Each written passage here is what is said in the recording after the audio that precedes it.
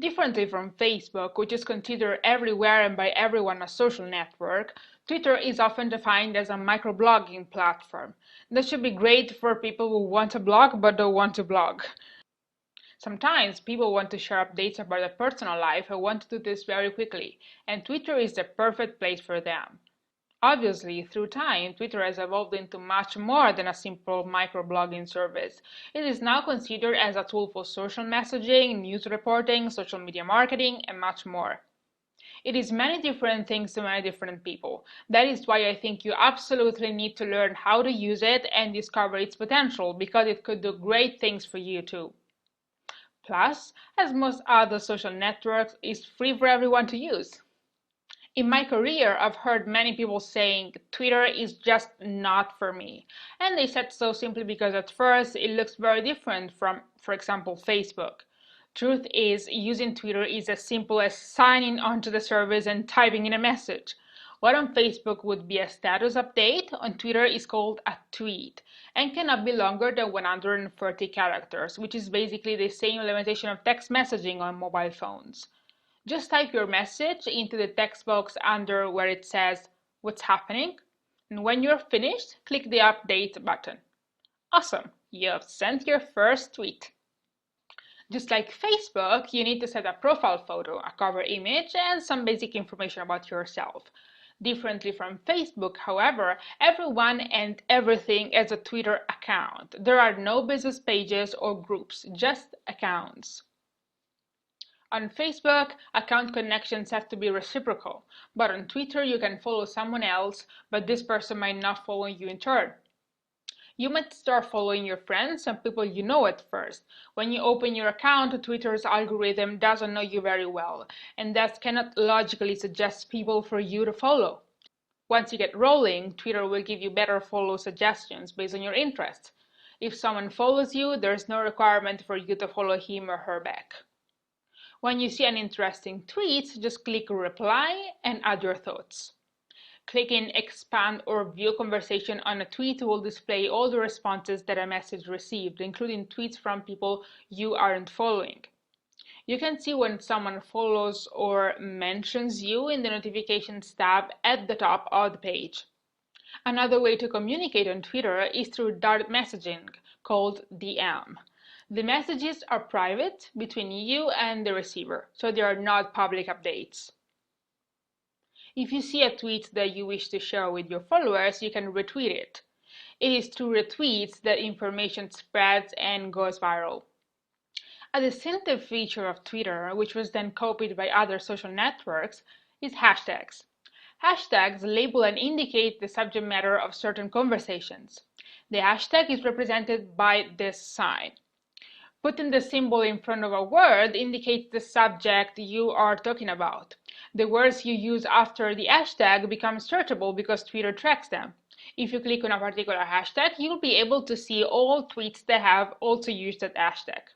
We'll see how you can use hashtags to expand your Twitter audience in our next lecture.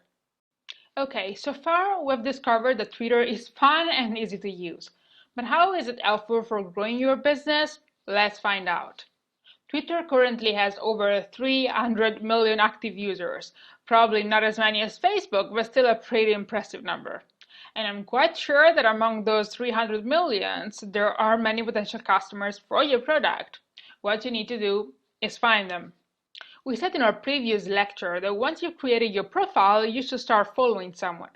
When you create a business account or even a personal account which you intend to use for personal branding purposes, I recommend you to start with strategic following. Don't just add random friends and relatives. Start by following potential customers. You have two main ways to find them. The first one is through Twitter search. Search for hashtags related to your business. You can also use Twitter Advanced Search to search for people tweeting in a specific language. Let's assume I just launched a vegan restaurant in Rome and want to find new customers. I would start looking for people tweeting in Italian and using the hashtags Rome or vegan. Or alternatively, you can also input Rome as a location for your search, even though not all people add their location to their tweets. Another way to find potential customers is browsing the list of followers of a competitor. Let's assume there already are 2 other vegan restaurants in Rome. I would look for all those people following their profiles, of the 2 restaurants, and start following them. Why follow these people? It's a way to grab their attention. After following them, you can hope for a follow back. Remember not to follow too many people at the same time, otherwise Twitter might spot invalid activity and suspend your account. Try to follow no more than 150 to 200 people per day. A free service that I love is Topsy. You can perform very powerful researches, especially if you're searching by hashtag. It's one of the best tools I found that is totally free and also allows you to produce graphs showing the trend of specific hashtags over the past month. Take a look at it. You won't regret it. Always remember that interaction is key. Users ask and answer questions. They comment. They share knowledge. Listening and learning from what others are saying is a great way to start using and getting a feel for Twitter. But taking the plunge into interacting with others would really build your presence on the network and gain followers.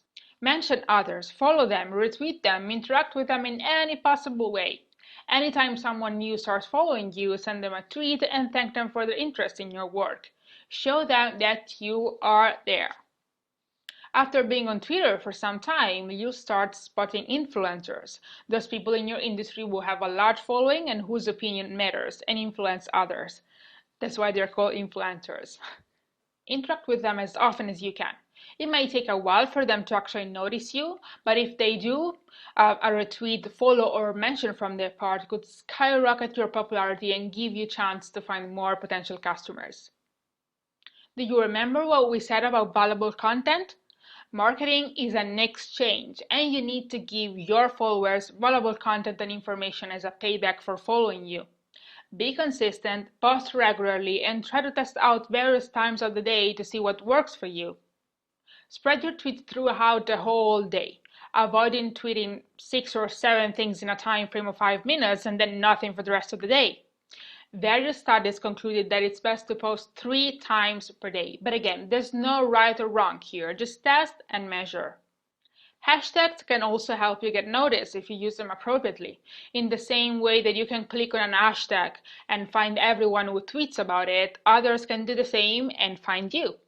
Topsy, which I mentioned in a previous lecture as well, is also a great tool to understand which hashtags are most popular and can give you great visibility. Once you create a substantial following, you can launch your own hashtag as well and use Topsy to track how people are using it. When speaking about monitoring your Twitter activity, the web is full of tools that allow you to do that. The problem is that most of them are paid, many of them are very expensive. There is only one that I think gives you everything you need to start, and it does it for free. I'm talking about a website called TweetReach that, quoting their website description, tells you how far your tweets travel. It also has a premium version, but the free one is good enough, I'd say. Twitter has also recently introduced their own analytics panel. It's still in development, but you can get some cool information there as well. You need to visit ads.twitter.com and click on Analytics, and you will access your own analytics panel. While Facebook is focused primarily on demographic data, Twitter is more about interests. Moreover, since many users tweet from mobile phones, you have pretty detailed information as to what type of device you use. In terms of location, I found that Twitter data are not too relevant because, as we mentioned, many people do not add their real location to their profile or their tweets, so Twitter doesn't have this kind of information for everyone. Let's say that Twitter shows you what they have and use data from that sample to give you statistics about your whole audience. So Facebook is definitely more accurate in this sense. Now I have homework for you. Follow these steps. Start by going to tweetreach.com, subscribe and analyze your analytics for the past week. Think of all the things we've discussed in these lectures about Twitter and pick 3. Then write them down on a post-it. Stick it somewhere you see very well and perform those 3 activities every single day for 1 week. When the week is over, go back to TweetDeck and check whether there has been any significant change in your performance. If yes, great. If not, stop for a minute and think of what you could change. Then start all over again. Good luck. Hello. From someone who used a plugin to hide their Facebook newsfeed, that is me, You could definitely expect that she's also using a Twitter tool to increase her productivity, because that's exactly what I do. Let me share this with you. At the beginning, I used to dislike Twitter because I hated the fact that to switch from one account to the other, I was first to log out and then log in again. But one day things changed and I started loving it, and that's the day I discovered TweetDeck. Twitter describes TweetDeck as the most powerful Twitter tool for real-time tracking, organizing, and engagement. And that's true. It allows you to organize and build custom timelines, keep track of lists, searches, activity, and more, all in the same interface. You can use it online, but you can also download the desktop version, which I recommend you to do. You can monitor multiple timelines in one easy interface, schedule tweets, receive alerts and notifications, filter searches, and also forget about the refresh button. TweetDeck timelines stream in real time, so tweets will appear as soon as they are posted. I invite you to visit tweetdeck.com and start using it now. It's super easy to use and you have no idea of how much time you'll save. It's so amazing. I have to confess that I typically do not invest a lot on Twitter ads because I found the average conversion rates to be much lower than on Facebook. Put it in other words, advertising on Twitter has always been more expensive to me with respect to Facebook, but this is just my experience. It really depends a lot on the type of product or service or website you advertise. So I think you need to grasp the functioning of Twitter ads as well and maybe give it a try so you can check what works best in your case. First, you need to set up your Twitter advertising account, and to do that, just visit ads.twitter.com. It's a little bit like Facebook here. Just set up your account and specify your payment method. Without adding a payment method, you won't be able to launch your first campaign, so do that. Just like Facebook, depending on your goal, you can launch a different type of campaign. Just click on the Create New Campaign button and you'll see the various alternatives. The process to set up each of these types is pretty much the same. Today we're specifically going to look at how to launch a leads campaign on Twitter to get contacts of potential customers. You'll see why this is so important when we talk about list building. Here we go. The first thing to do is add in your campaign name and select the time frame that you prefer.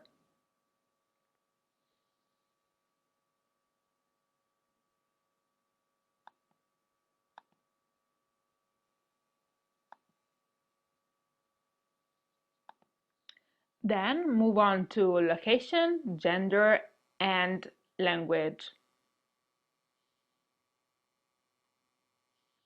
On your right, you'll see the number of people that correspond to the criteria you select. For example, I can add Italy here, select female only, expand the language field, and add Italian as a language.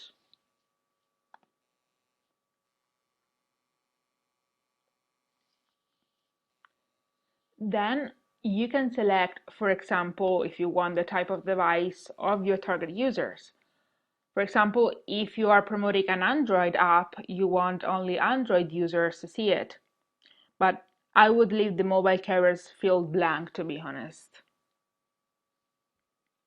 The really important part is the one related to interests, because Twitter is very strong on this, especially because of hashtags. You can select some keywords, then the name of a user that your target audience should be following, and their interests. You can also upload your own list of contacts, but in this case, you may not have it as you're launching this campaign to get more contacts. So let's move on. The TV section here is a very interesting one because it really allows you to engage with your audience. For example, if I wanted to promote my Leonardo DiCaprio website, I could run an ad while Titanic is airing on TV, maybe simply tweeting some quotes from the movie. This would allow me to really take part in the conversation. So in this section, you can add more details about TV networks and shows.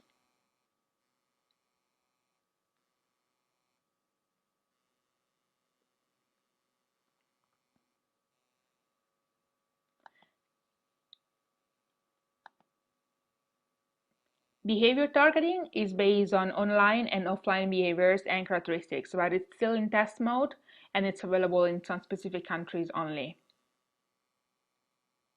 As a last option, you can target all those people who joined a specific event. Maybe if you're selling sports products, you might target people who attended a certain football match. Then, choose where your ad should appear, either in users' timelines or detail pages. Now it's time to select a budget. Like on Facebook, you can set a total budget for your campaign, and the bid is the maximum you are willing to pay for each lead. You will not pay more. At the beginning, you might use automatic bidding to see how it goes. In these fields here, you should create the visuals, so make sure to have an image ready to upload. Images must be at least 800 pixels wide and no more than 1 megabyte. Other elements you will need to provide to create a Twitter card include the title, a call to action, and a short description. Before being able to post your ad, you will also be asked to include a link to your company's privacy policy so viewers can get a better understanding of how you collect data and what you do with it. Then you will have to indicate the fallback page, the page which users should be redirected to after subscribing. During the campaign, you can download leads in a CSV file format to send them the offer or promotion. And that's pretty much it. I think you should definitely give it a try, and then if you want, let me know how it goes, and if you have any questions, feel free to post in the discussion area.